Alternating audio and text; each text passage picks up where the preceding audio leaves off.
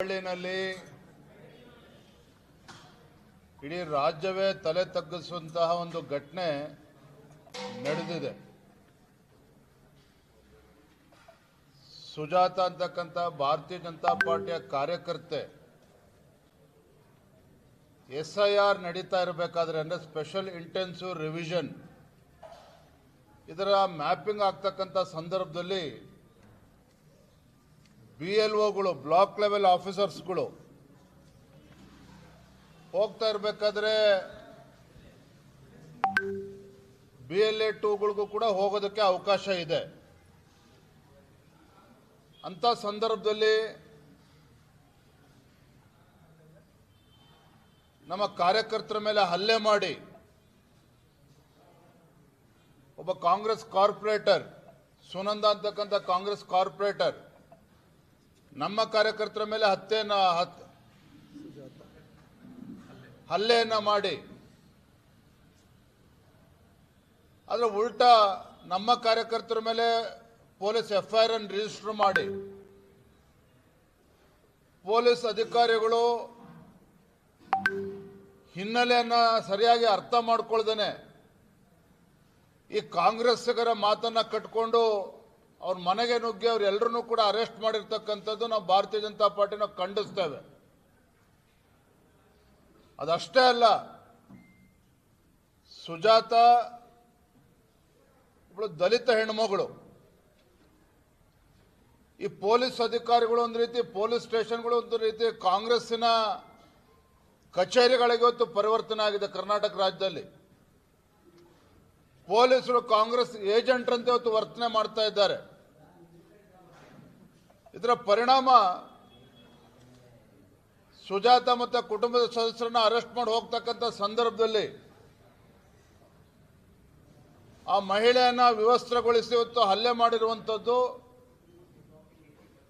ಭಾರತೀಯ ಜನತಾ ಪಾರ್ಟಿ ನಾವು ಇದನ್ನು ಖಂಡಿಸ್ತೇವೆ.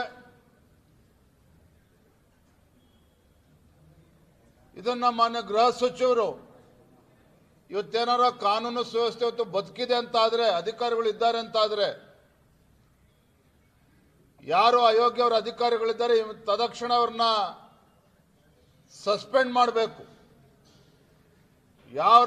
ಯಾವ ಅಧಿಕಾರಿಗಳು ಈ ಕಾಂಗ್ರೆಸ್ ಪುಡಾರಿಗಳ ಮಾತನ್ನ ಕಟ್ಕೊಂಡು ಆ ದಲಿತ ಹೆಣ್ಣು ಮಗಳು BJP ಕಾರ್ಯಕರ್ತ ಮೇಲೆ ಹಲ್ಲೆ ಮಾಡಿದ್ದಾರೆ, ವಿವಸ್ತ್ರಗೊಳಿಸಿದ್ದಾರೆ, ಅವೆಲ್ಲ ಅಧಿಕಾರಿಗಳ ವಿರುದ್ಧ ಕ್ರಮನ ಕೈಗೊಳ್ಳಬೇಕು ಅಂತೇಳಿ ನಾನು ಆಗ್ರಹಪಡಿಸ್ತಾ ಇದ್ದೇನೆ.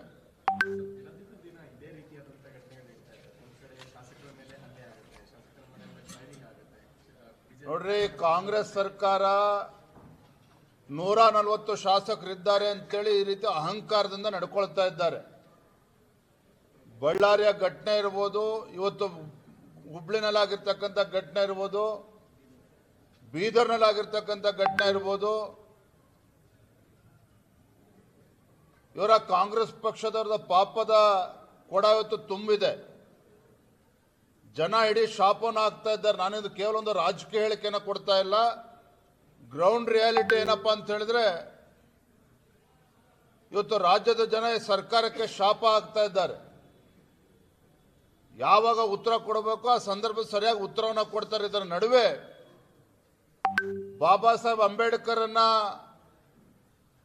ಹೆಸರನ್ನ ತೆಗೆದುಕೊಳ್ತಕ್ಕಂಥ ರಾಜ್ಯದ ಮುಖ್ಯಮಂತ್ರಿ ಸಿದ್ದರಾಮಯ್ಯನವರು ಈಗಲಾದರೂ ಎಚ್ಚೆತ್ತುಕೊಂಡು, ಯಾಕಂದ್ರೆ ಗೃಹ ಸಚಿವರು ಒಂದು ರೀತಿ ಅಸಹಾಯಕರಾಗಿದ್ದಾರೆ. ಅವ್ರಿಗೆ ಇನ್ನೂ ಕೂಡ ಇದ್ರ ಮಾಹಿತಿ ಇದೆಯೋ ಅಲ್ಲೋ ಅದು ಗೊತ್ತಿಲ್ಲ ನನಗೆ.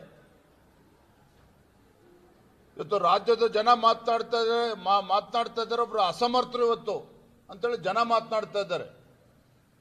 ಬಾಬಾ ಸಾಹೇಬ್ ಅಂಬೇಡ್ಕರ್ ಬಗ್ಗೆ ಮಾತನಾಡ್ತಕ್ಕಂಥ ಸಿದ್ದರಾಮಯ್ಯನವರು, DK ಶಿವಕುಮಾರ್ ಅವರು ಇದರಲ್ಲೂ ಕೂಡ ರಾಜಕಾರಣವನ್ನು ಬೆರೆಸ್ದೇನೆ ಆ ದಲಿತ ಮಹಿಳೆಗೆ ನ್ಯಾಯ ಕೊಡುವಂತ ಕೆಲಸ ಮಾಡಬೇಕು. ಅದು BJP ಕಾರ್ಯಕರ್ತರಾಗಲಿ ಇನ್ಯಾರಾಗಲಿ, ಮಹಿಳೆನೇ, ಅದ್ರೂ ಕೂಡ ಒಬ್ಬ ದಲಿತ ಮಹಿಳೆ. ಈ ನಿಟ್ಟಲ್ಲಿ ಮುಖ್ಯಮಂತ್ರಿಗಳು ತತ್ಕ್ಷಣ ಇಂಥ ನಾಲಾಯಕ ಅಧಿಕಾರಿಗಳ ವಿರುದ್ಧ ಕ್ರಮನ ಕೈಗೊಳ್ಳಬೇಕು.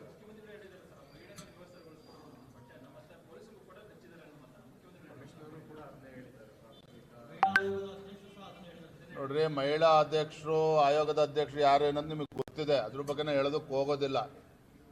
ಆಯ್ತು, ನಾಳೆ ಆದರೂ ಆತ್ಮಹತ್ಯೆ ಮಾಡ್ಕೊಳ್ತಾ ಇದ್ದಾರೆ ಅಂದರೆ ಕೈ ಕೊಟ್ಕೊಂಡು ಕೂತ್ಕೊಳ್ತಾರೆ. ಅವರೇ ಆತ್ಮಹತ್ಯೆ ಮಾಡ್ಕೊಳ್ತಿದ್ದಾರೆ ಅಂತೇಳಿ ಕೈ ಕೊಟ್ಕೊಂಡು ಕೂರಕ್ಕಾಗತ್ತಾ?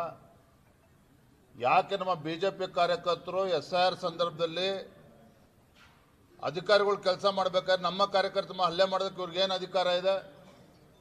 ಯಾವ ಕಾಂಗ್ರೆಸ್ ಕಾರ್ಪೊರೇಟರ್ ಮೇಲೆ FIR ರಿಜಿಸ್ಟರ್ ಮಾಡಬೇಕಾಗಿತ್ತು, ಅದ್ರ ಬದಲಾಗಿ ನಮ್ಮ ಕಾರ್ಯಕರ್ತರ ಮೇಲೆ FIR ರಿಜಿಸ್ಟರ್ ಮಾಡತಕ್ಕಂಥ ಅವಶ್ಯಕತೆ ಏನಿತ್ತು? ಅವ್ರ ಮನೆಗೆ ನುಗ್ಗಿ ಪೊಲೀಸರು ಅರೆಸ್ಟ್ ಮಾಡುವಂಥ ಅವಶ್ಯಕತೆ ಏನಿತ್ತು? ದಲಿತರ ಬಗ್ಗೆ ಮೊಸಳೆ ಕಣ್ಣೀರು ಸುರಿಸ್ತಕ್ಕಂಥ ಹಿಂದೆ ಹೆಸರು ಹೇಳ್ಕೊಂಡು ಮುಖ್ಯಮಂತ್ರಿಗಳಾಗಿರ್ತಕ್ಕಂಥ ಸಿದ್ದರಾಮಯ್ಯನವರು ದೇವರಾಜ ಅರಸರ ದಾಖಲೆ ಮುರಿದಿದ್ದೇನೆ ಅಂತೇಳಿ ಇವತ್ತು ಅವರ ಬೆನ್ನನ್ನು ಅವ್ರು ತಡ್ಕೊಳ್ತಾ ಇದ್ದಾರೆ. ರಾಜ್ಯದಲ್ಲಿ ಇವತ್ತು ಯಾವ ರೀತಿ ಪರಿಸ್ಥಿತಿ ನಿರ್ಮಾಣ ಆಗಿದೆ ಅನ್ನೋದನ್ನು ಅವರು ಅರ್ಥ ಮಾಡ್ಕೋಬೇಕು.